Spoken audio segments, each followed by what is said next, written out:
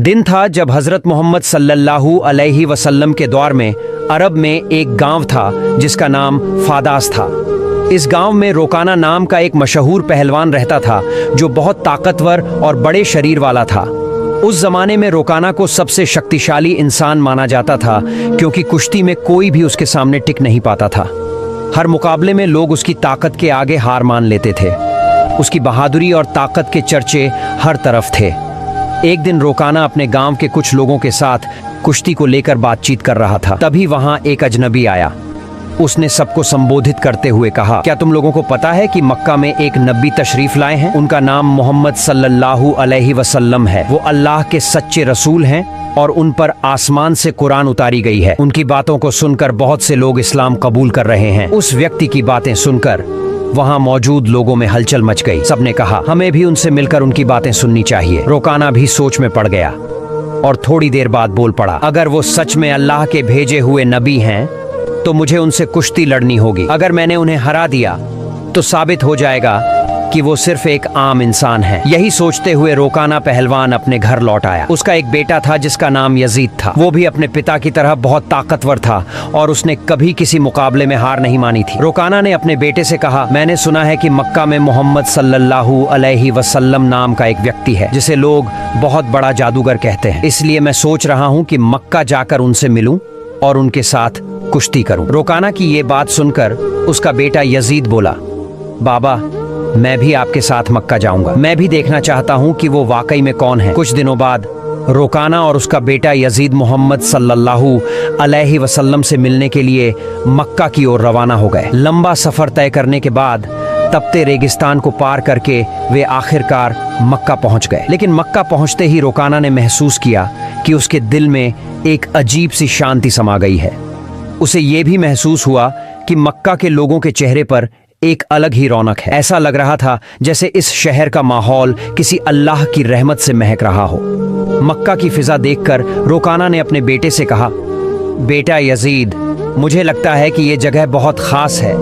मैं अपने अंदर एक अनोखा सुकून महसूस कर रहा हूँ। यजीद ने भी सिर हिलाते हुए कहा, बाबा मुझे भी वैसा ही महसूस हो रहा है। ऐसा सुकून और ऐसा खुशनुमा माहौल मैंने पहले कभी नहीं देखा। उसी समय उन्होंने कुछ लोगों को देखा और उनके पास जाकर पूछा, क्या आप हमें बता सकते हैं कि मोहम्मद सल्लल्लाहु अलैहि वसल्लम कहाँ मिलेंगे? लोगों ने जवाब दिया, आप कौन हैं और कहाँ से आए हैं? रोकाना ने कहा, मेरा नाम रोकाना है, मैं बहुत दूर से आया हूँ और मैं एक मशहूर पहलवान हूँ। ये सुनकर लोगों ने कहा, हमारे नबी मोहम्मद सल्लल्लाहु अलैहि वसल्लम अल्लाह के भेजे हुए रसूल हैं और इस वक्त मस्जिद में मौजूद हैं। ये सुनकर रोकाना और यजीद मस्जिद की ओर बढ़ गए। जब वे मस्जिद में दाखिल हुए तो उन्होंने देखा कि एक बुजुर्ग व्यक्ति शांत और नूरानी चेहरे के साथ बैठे थे।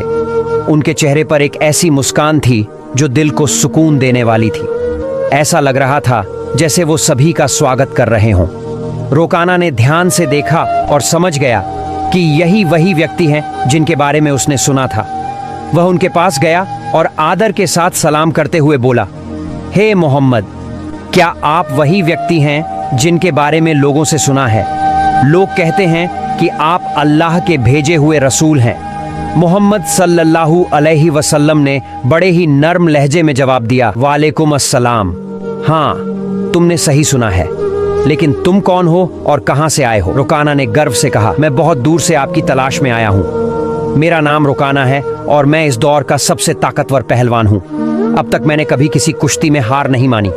रसूल पाक सल्लल्लाहु अलैहि वसल्लम ने मुस्कुराते हुए कहा, रोकाना पहले बैठो, फिर हम बातें करेंगे। रोकाना सोचने लगा कि यह शख्स आखिर मुझसे क्या बात करना चाहते हैं। तभी मोहम्मद सल्लल्लाहु अलैहि वसल्लम ने बड़ी ही नरमी से कहा, रोकाना अल्लाह से डरो। तुम्हारे जिस्म में जो ताकत है वह उसी अल्लाह ने दी है जिसने तुम्हें इतना बड़ा पहलवान बनाया है। उसी महान अल्लाह के आगे सिर झुकाओ, उसी पर ईमान लाओ और मुझे उसका रसूल मानो। रोकाना ने हैरानी से कहा, हे मोहम्मद, आप क्या कह रहे हैं?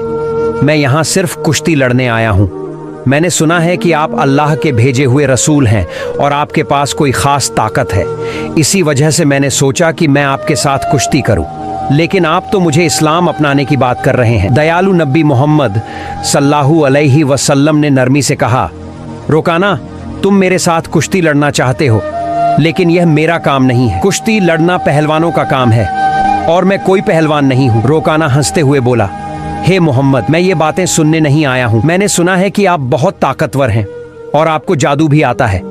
अगर आप सच में अल्लाह के रसूल हैं तो अपनी ताकत से मुझे कुश्ती में हरा कर दिखाइए। मोहम्मद सल्लल्लाहु अलैहि वसल्लम मुस्कुराए और बोले, रोकाना, तुम इतनी जिद कर रहे हो, इसलिए मैं तुम्हारे साथ एक शर्त पर कुश्ती लड़ने के लिए तैयार हूँ। रोकाना ने उत्सुकता से पूछा, क्या शर्त है? नबी सल्लल्लाहु अलैहि वसल्लम ने फरमाया, अगर तुम कुश्ती में मुझसे हार गए तो तुम्हें इस्लाम कबूल करना होगा और मुझे अल्लाह का भेजा हुआ रसूल मानना होगा। रोकाना यह सुनकर सोच में पड़ गया, यह एक आम आदमी मुझे कैसे हरा सकता है? मेरी चौड़ी छाती, मजबूत हाथ पैर और गजब की ताकत के सामने यह मामूली इंसान नहीं टिक पाएगा। मैं दुनिया का सबसे ताकतवर पहलवान हूं और आज तक कोई मुझे हरा नहीं सका। यह तो पहलवान भी नहीं है, फिर यह मेरी बराबरी कैसे करेगा? यही सोचकर रोकाना ने मोहम्मद सल्लल्लाहु अलैहि वसल्लम का मजाक उड़ाया और घमंड भरे स्वर में बोला, ठीक है, मैं तुम्हारी शर्त मानता हूं। अगर तुम मुझे हरा देते हो तो मैं तुम्हें अल्लाह का रसूल मान लूंगा और इस्लाम कबूल कर लूंगा। इसके बाद कुश्ती के लिए एक बड़ा मैदान तैयार किया गया। मक्का और आसपास के इलाकों से लोग यह मुकाबला देखने के लिए उमड़ पड़े। हर कोई उत्सुक था कि क्या होगा। लोग जानते थे कि रोकाना अपनी ताकत के लिए मशहूर है, लेकिन वे यह भी देखना चाहते थे कि मोहम्मद सल्लल्लाहु अलैहि वसल्लम कैसे मुकाबला करेंगे। फिर सही समय पर मुकाबला शुरू हुआ। दयालु नबी मोहम्मद सल्लल्लाहु अलैहि वसल्लम और रोकाना मैदान में उतरे। रोकाना ने हमला करने के लिए कदम बढ़ाया, लेकिन तभी नबी सल्लल्लाहु अलैहि वसल्लम ने बड़ी आसानी से रोकाना को पकड़कर एक झटके में उठा लिया और जमीन पर पटक दिया। रोकाना को यकीन ही नहीं हुआ कि वह इतनी आसानी से गिर गया। उसने खुद को संभालने की कोशिश की, लेकिन उसने महसूस किया कि उसकी आधी ताकत खत्म हो चुकी थी। रसूल सल्लल्लाहु अलैहि वसल्लम ने मुस्कुराते हुए कहा, हे रोकाना, तुम हार चुके हो। अब भी क्या तुम मुकाबला जारी रखना चाहते हो? क्यों नहीं अपनी हार मान लेते और इस्लाम कबूल कर लेते? लेकिन घमंडी रोकाना ने कहा, नहीं, यह सिर्फ एक संयोग था, मुझे एक और मौका दो, इस बार मैं तुम्हें हरा दूंगा। रसूल सल्लल्लाहु अलैहि वसल्लम ने कहा, ठीक है, मैं तुम्हें एक और मौका देता हूं, लेकिन अगर इस बार भी तुम हार गए तो तुम्हें अपनी हार माननी होगी और इस्लाम कबूल करना होगा। लोगों की निगाहें फिर से मुकाबले पर जम गईं। रोकाना ने इस बार पूरी ताकत लगा दी और हर कोशिश की कि वह किसी भी हाल में नबी सल्लल्लाहु अलैहि वसल्लम को हरा दे। लेकिन जैसे ही उसने हमला करने के लिए कदम बढ़ाया, दयालु नबी ने फिर से उसे उठाकर जमीन पर पटक दिया। रोकाना को फिर से हार का सामना करना पड़ा। रसूल सल्लल्लाहु अलैहि वसल्लम ने कहा, हे रोकाना, अब भी क्या तुम्हें यकीन नहीं हुआ? मान लो कि अल्लाह ने मुझे सच्चाई के साथ भेजा है, अभी भी वक्त है, ईमान ले आओ। लेकिन रोकाना का अहंकार उसे हार मानने नहीं दे रहा था। रोकाना अपने मन में सोच रहा था, मैंने तो कभी किसी से कुश्ती में हार नहीं मानी, फिर यह कैसे हो सकता है कि मैं किसी ऐसे इंसान से हार जाऊं जो पहलवान भी नहीं है। इसलिए उसने फिर से नबी सल्लल्लाहु अलैहि वसल्लम से कहा, मुझे एक आखिरी मौका दो। हमारे नबी तो रहमतुल आलमीन, सबके लिए दया का स्रोत है। उन्होंने फिर से उसे मौका दिया। तीसरी बार मुकाबला शुरू हुआ। इस बार रोकाना ने अपनी पूरी ताकत लगा दी, लेकिन जैसे ही उसने हमला करने के लिए कदम बढ़ाया, नबी सल्लल्लाहु अलैहि वसल्लम ने फिर से उसे उठाकर जमीन पर पटक दिया। अब रोकाना उठने की कोशिश कर रहा था, लेकिन उसकी ताकत खत्म हो चुकी थी। उसे समझ में आ गया कि मोहम्मद सल्लल्लाहु अलैहि वसल्लम कोई आम इंसान नहीं है, बल्कि अल्लाह के भेजे हुए सच्चे रसूल हैं और इस्लाम सबसे बेहतरीन धर्म है। रोकाना ने कहा, हे अल्लाह के नबी, अब मुझे यकीन हो गया है कि आप सच में अल्लाह के रसूल हैं और इस्लाम सच्चा धर्म है। मैं आपको नबी के रूप में स्वीकार करता हूँ और अल्लाह पर ईमान लाता हूँ। जब रोकाना ने इस्लाम कबूल कर लिया तो रसूल सल्लल्लाहु अलैहि वसल्लम ने फरमाया, अब तुम सच्चाई को समझ चुके हो। असल में इंसान कभी भी अपनी ताकत से मजबूत नहीं होता। अल्लाह ने मुझे जो ताकत दी है, उसी की वजह से आज तुम मुझसे हार गए हो, और यह भी अल्लाह ही की मर्जी थी कि तुम इतने बड़े पहलवान बने। अगर अल्लाह नहीं चाहते तो मैं तुम्हें हराने की ताकत भी नहीं रखता। रसूल सल्लल्लाहु अलैहि वसल्लम की यह बात सुनकर रोकाना की आंखों में आंसू आ गए। उसने खुशी और सुकून के साथ इस्लाम कबूल कर लिया। यह घटना हमारे नबी की महानता का एक जिंदा चमत्कार थी। लेकिन तभी एक और चुनौती सामने आ गई। रोकाना का बेटा यजीद, जो खुद भी एक मशहूर और ताकतवर पहलवान था, अपने पिता की हार को स्वीकार करने के लिए तैयार नहीं था। उसके अंदर एक अजीब सा आत्मविश्वास था। जो उसे अपने पिता की हार का बदला लेने के लिए उकसा रहा था। यजीद ने गुस्से और जोश में भरकर रसूल सल्लल्लाहु अलैहि वसल्लम को ललकारा। आपने मेरे पिता को कुश्ती में हराकर यह साबित कर दिया कि आप असाधारण इंसान हैं, लेकिन मैं आपकी ताकत को अब परखना चाहता हूं। क्या आप मेरे साथ कुश्ती लड़ेंगे? रसूल सल्लल्लाहु अलैहि वसल्लम ने यजीद की आंखों में देखा और समझ गए कि उसके दिल में अब भी संदेह बाकी है। उसे ईमान की रोशनी की जरूरत थी, इसलिए उन्होंने मुस्कुराते हुए उसका चैलेंज स्वीकार कर लिया। यजीद ने खुद को लड़ाई के लिए तैयार किया। वह भी अपने पिता की तरह ताकतवर था और उसने कभी किसी से हार नहीं मानी थी। उसके मन में एक ही बात चल रही थी कि वह मोहम्मद सल्लल्लाहु अलैहि वसल्लम को हराकर अपने पिता की हार का बदला लेगा और अपने परिवार की इज्जत वापस पाएगा। जब कुश्ती शुरू हुई तो यजीद ने अपनी पूरी ताकत लगा दी और हजरत मोहम्मद सल्लल्लाहु अलैहि वसल्लम पर हमला किया, लेकिन हमारे नबी ने हर एक वार को आसानी से रोक लिया। यजीद हैरान रह गया। फिर रसूल सल्लल्लाहु अलैहि वसल्लम ने उसे एक मौका दिया ताकि वह अपनी पूरी ताकत आजमा सके। यजीद ने पूरी ताकत से हमला किया, लेकिन इस बार भी रसूल सल्लल्लाहु अलैहि वसल्लम ने उसे जमीन पर गिरा दिया। यजीद का शरीर इतनी जोर से जमीन से टकराया कि उसे लगा जैसे उसकी हड्डियां टूट गई हों। उसने फिर से उठने की कोशिश की, लेकिन उसके पैरों में ताकत नहीं बची थी। उसने जब नबी सल्लल्लाहु अलैहि वसल्लम की तरफ देखा तो उनके चेहरे पर एक सुकून भरी मुस्कान थी। फिर हमारे नबी ने उसका हाथ पकड़कर कहा, ओ यजीद, तुम वाकई बहादुर हो, लेकिन याद रखो कि असली ताकत अल्लाह रब्बुल आलमीन के हाथ में है। यजीद ने देखा कि अल्लाह ने अपने नबी को कितनी ताकत दी है। नबी सल्लल्लाहु अलैहि वसल्लम ने यजीद से पूछा, क्या अब भी तुम्हारे दिल में कोई शक बचा है? ये सुनते ही यजीद की आंखों से आंसू बहने लगे।